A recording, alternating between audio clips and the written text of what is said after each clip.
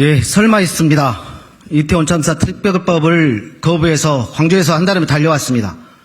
전 문재인 정부 청와대 국민생활 안전 담당관을 역임했고 전 광주 광산을에서 국회의원 예비후보 정재혁입니다. 참 나쁜 정부, 참 나쁜 대통령입니다. 벌써 5번째 거부권, 전 세계 유일하게 거부로 국정을 이끌고 있는 정말 나쁜 대통령입니다. 2022년 10월 26일, 29일 그 자리에 그 시간에 국가는 어디에도 없었습니다. 대한민국 수도 서울 한복판에서 생떼 같은 젊은 158명의 희생자들은 정말 참사를 당했습니다.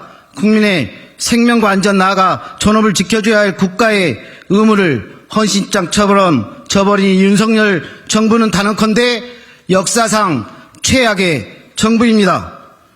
이 정권은 이태원 참사 특별법 거부권을 행사하면서 검찰과 경찰의 수사기관에 어떤 문제가 있는지 명확한 근거도 없이 추가적 조사를 위한 특별조사위원회를 설치하는 것이 과연 희생자와 유가족 그리고 국민들에게 어떤 의미가 있는지 고민하지 않을 수 없다는 말도 안 되는 이유를 달았습니다.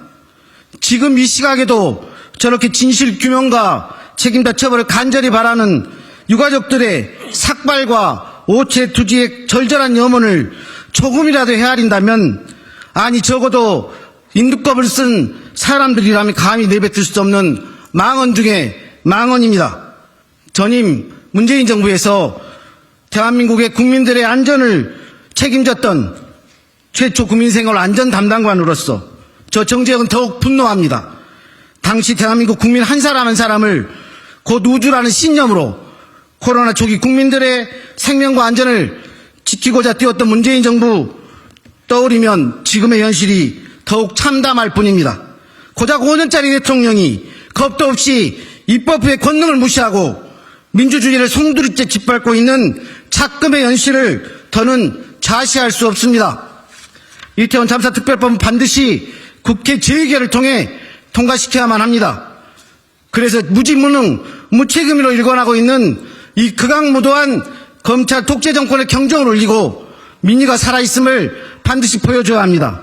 이번 이태원 참사 특별법은 정쟁을 떠나서 이러한 대형 사회적 재난을 발생하게 된 원인과 책임을 낱낱이 밝히고 역사에 기록해 두어서 다시는 이러한 아픔이 이 땅에서 두 번 다시 일어나지 않도록 만드는 데 그 의미가 있습니다. 이를 간과하고 희생자 유족들과 별다른 합의도 없이 적당히 땜질로 내놓은 엉성한 지원책으로 국민들을 기만한다면 반드시 처절한 대가를 치를 것이라고 이 정부에 강력히 경고합니다.